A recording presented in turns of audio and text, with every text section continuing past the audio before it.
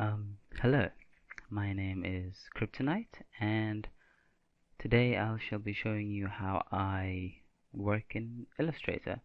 I'm going to show you how I do my line work and how I do colors.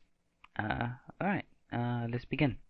What I typically do, right, is I draw in Photoshop, or I use my sketchbook. Over here, this particular picture, I used Photoshop. And you put it on your first layers. Here we go. Oh, by the way, I'm using Illustrator CS5. Now what I do is select image, go to transparency, lower the opacity to about 50%. Okay, and then I lock this layer, make a new layer, and this is the layer that we're going to be using pretty much for the entire piece. Then I come up here, I change my stroke. I typically use .25 to try and get really fine lines, and then I put my fill here, this none over here. So you have just the line work that we're going to be working with. Point out now, before we get started at anything at all, is that this is how I do things in Illustrator. It's not necessarily the best way to do it, not necessarily the easiest way to do it, but this is what has worked for me for all my years using Illustrator, and it's it's worked pretty nicely so far. I think I've had some decent drawings that I've put out there. So yeah, okay, let's begin. Stop stalling. First thing is you have to think of your drawing in terms of layers. It's the easiest way to do this. Not these layers, but rather the layering of your elements on your picture. This leg, what I mean when I say layers, this leg here is probably the furthest thing away from the screen or from the viewer, so that's going to be on the lowest layer, for example, and that layering your image like that will really help you out when it comes to doing Illustrator work the way that I do. So that would probably be your lowest layer. Then would come the rest of the body, right? I could see this arm here. You'll see what I mean when I do this properly in a minute. But you see this arm here, how it goes behind the head. So that could be its own element, like so, right? And then that element would be behind the head, and that will work too. I don't know if I'm going to do that for this one. I'll see. I mean, I'm going to do it just now, but I'll see. No, I'll see. Okay, so let's just jump straight into it. You start off with your point. Click here, and you drag ever so slightly to give that curve over here. Now you can also use this direct selection tool. Right now, generally I just keep the selection tool, but if you use the direct selection tool, you can click on a point and use these anchors. Anchor point? Yeah. Handles. Sorry, this is your anchor, and these are your handles on your anchor. And you can use your handles to move this line about. So if you wanted a more curvy line, you could put it up there. If you wanted to curve inwards, you could drag it down like this. As you can see here, this line doesn't go exactly over here. So I'm going to take this anchor, I'm going to pull it down so it goes along with this line. It's very nice because you can change this whenever you want. We've done this line, so I'm going to put the second point over here across and then close it off over here. Now if you click and hold over here, you'll open up another handle. So I'm still holding in my mouse button over here so that I can change the shape. Now of course this element, this leg that we're drawing, is going to be going behind this cloth here. So it doesn't really matter what kind of line you have over here because it's going to be hidden behind this cloth. And that's what I meant earlier when I said think of it in terms of layers, because this cloth is going to cover this. So in fact I'm going to leave it as is, all wiggly, so you can see my point later on. The next thing that would be the second layer, as it were, would be you know what, let's make this arm over here its own element. That way it'll better show what I meant earlier on with the layers thing. So again, click and we drag. Now another thing to remember, and I used to do this a lot when I started off and really hurt me, is the longer your line, the less dots you have to use. Perfect example over here with this arm and this boob. If you click, this is a relatively straight line. I mean, it has its curves, but for the most part it's straight. So I don't need to click here and click here and make, see, I've made several dots to make this line.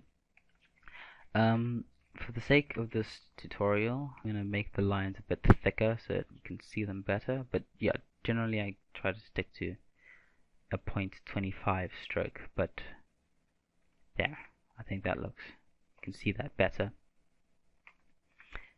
So this, I don't need to use several points to make this line.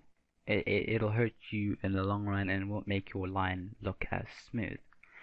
So you just click, go a bit further, maybe you can halfway it, but honestly, I mean, if it's a line like this that's just a lot straighter, then you can go almost to the end. Don't go directly to the end because you still need to curve it over here. So about here, you click, drag, so it has that slight curve to it, right? And then you click again. Now this point here, the elbow, is a very sharp turn. So the sharper the turn, the more points you'll need to make it a smooth turn. In fact, that's actually probably the best way to put everything I've said so far. The sharper your curve, the more points you'll need. So over here, the closer your points will be. The sharper your curve, the closer your points will be to each other. Over here, in order to make to get this right, I need another point here. Another point here. See? Because of how sharp this is, I had to put my points closer. If I put it further along like that, I mean, yeah, sure, it'll make the thing, and I can modify it by holding onto the handles, but as you can see, I didn't get that little bump over there. So I have this point here. I make this one a bit closer, so I have more control over that. Okay, we go on to a very long curve again, so further away, click, hold, and you drag it like that.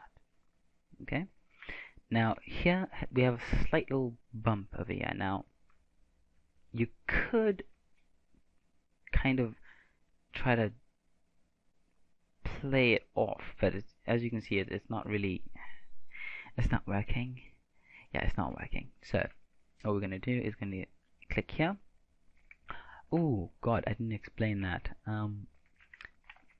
Basically, when you click here on the point itself, it cuts off the next handle. You still have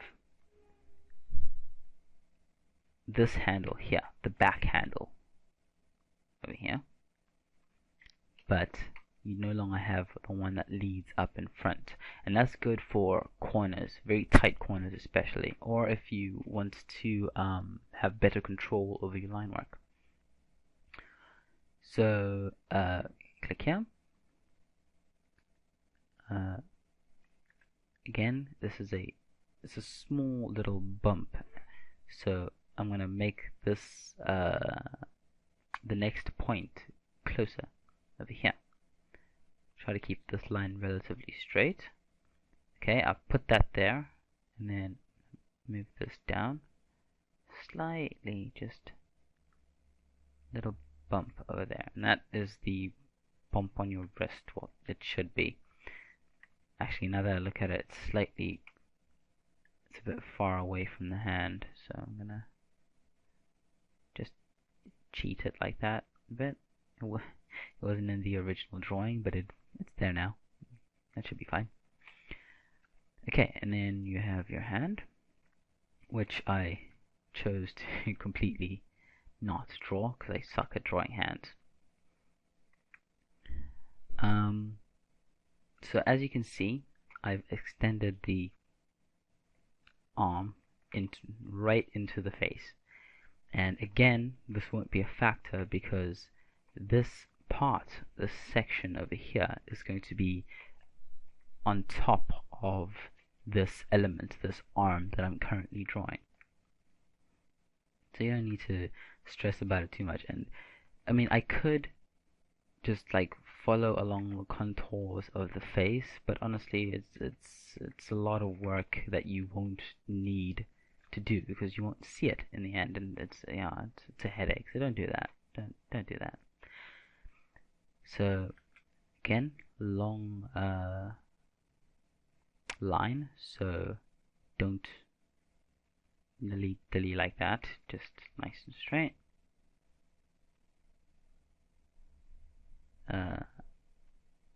Yeah, that should work nicely. Now, over here, you can see that this line goes into the arm.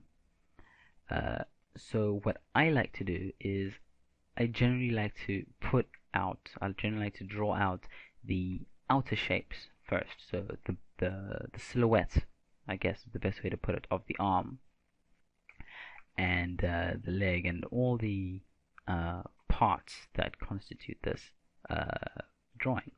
And then afterwards I'll come in and do these lines inside, like this over here, this on the neck, the cleavage, the abs, all of that. That comes later. First you get your silhouette down, you get your outside lines down, and that's what we're doing right now. Again, relatively straight one. When you get to a point like this over here, I just click. So that's a relatively sharp turn. And again, over here, cut that off and bring it up here. And now we'll go along the strap over here. Strap. And back here. Alright, so that element is done. So now I'm just going to do the body next. Now, again, I could make this part here, this neck and face part, into its own element, and then make this into its own element, and then make this into its own element.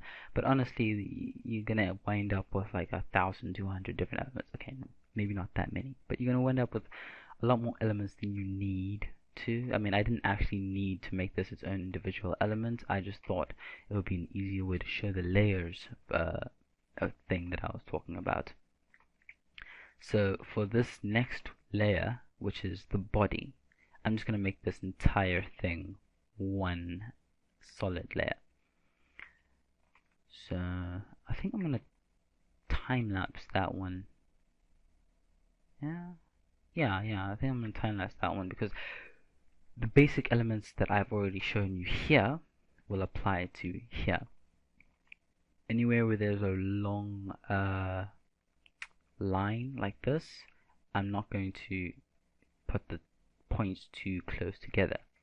But anywhere where there is a turn, like this over here, I'm going to try and space them out a bit closer so I can make that turn smoothly. Also here, along here, anywhere like that. Okay, so yeah, I make a time lapse for this section over here so that I don't bore you too much and this video doesn't become too long. So yeah, let's see you in a few minutes.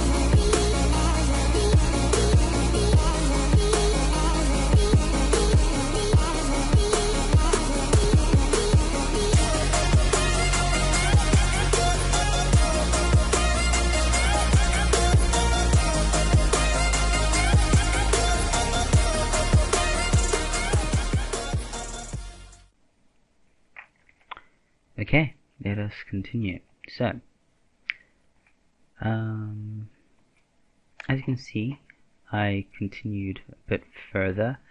I put in all the lines inside the elements, the pictures here. So we have this whole body, have an arm, have the hair here, have the bikini parts here,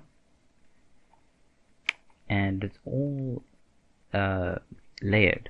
like I had explained before, but you'll see it better when we're putting in colors.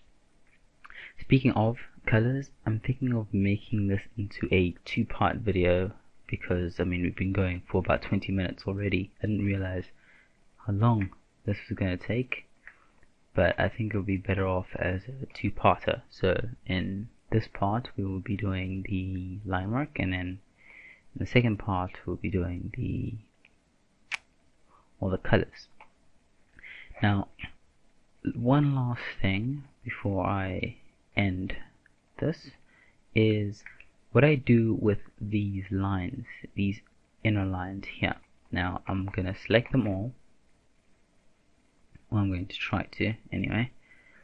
And the object, what I'm going to try to do here is make the lines, these lines, look more organic, I suppose. Because the lines as they are right now, as you can see, they end very sharply, and it doesn't look very nice like that. So just select all lines. Select all lines. By the way, I am thinking of making more videos for tutorials and stuff, of just basically showing how I do things and share the knowledge that I know, what little I do know. I was thinking of doing maybe materials in another one, metals in particular. Metals are very easy to do in Illustrator, and how I go about using the gradient tool. So please let me know if you would like me to make a video of that, if you'd be interested in something like that, and I'd be happy to do that for you. Also, please leave a comment down below if you'd like me to do anything else specifically. I'm not very confident in my drawing ability, but I can kind of teach what little I know. I do still have a long way to go in terms of drawing anyway, but you know, I know a thing or two. Yeah. Okay, so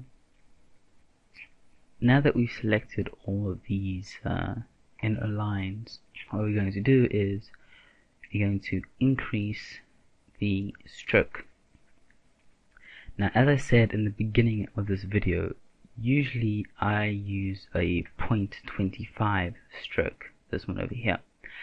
But so yeah, if I'm using a 0.25 stroke, then these lines that I've selected, I usually have them at 1. But if I'm using a 1 line over here, I'll have them at 2. If I'm using a 2 line, I'll have them at 3. Whatever your line for everything else is, whatever your line for the outside shapes are, use a stroke that's 1 above that, and it should turn out pretty nicely. So once you selected all the lines, you go to this place. Right, make it 2. Sorry. You go to this place here, and you change it from uniform to width profile 1. And there are a bunch of width profiles, but I generally just stick to this one. It's very nice. And now, as you can see, it kind of simulates clean line drawing, where the curves look a lot nicer, a lot better. You can see it better if I quickly just hide the bottom there. Now you can see all the lines here, what they look like. Okay, so I think, okay, no, yeah, before I end the video completely, I'm just going to quickly take all of these broad shapes that we have and I'm going to fill them with a gray. That way you can see what progress we've made. And yeah, it'll look nice. I usually start off filling with gray just to see what's still missing, or if I have messed up the order of the layers. Alright, we've selected about everything. Okay, and fill it with gray. So that's what it looks like. That's what it looks like so far. Now, remember here that this hand, it extends all the way inside, but because this is a layer below, because this is behind this shape here, this element here, you don't see that entire thing, which is it's a lot quicker to just draw in the part that you're not going to see, rather than trying to outline the face exactly. Did the same thing here with the teeth. Did the same thing. Oh yeah, the leg over here, the squiggly over here. Now, just quickly before I end this, I'm going to, if you got your order wrong, like I did here, this line, this here is supposed to be above these two, then it's not the end of the world. You can reorder, you can reshuffle your layers, or yeah, using this arrange. You can bring forward, you can send backwards. I always use the shortcut for this because it's a lot quicker than right clicking, which is Control and this I don't know what the technical term for this is, this square bracket, but yeah, use those. So I'm just going to quickly do that quickly here, center behind, and there you go. It looks nice. I'm going to do the exact same thing with these lines here as well, because these two lines, for example, are for the ear, and the ear is supposed to be behind the hair. So Control and the key for the that square bracket, and it sends it back. And yeah, I'm going to just do that for all of the lines that are above a certain layer, because we did the lines last, so of course they're going to be above everything. But for example here, this collarbone is supposed to be underneath this here, so select it and you place it behind. Nice way to do that is just click on your line, click Control, hold in Control, and then hold in the square bracket key, and it just moves it along until it's where it needs to be. So do that. Oh, here, all of these lines should be behind this thing. So select them, move them behind. Ooh, not too far. Select them, not too far.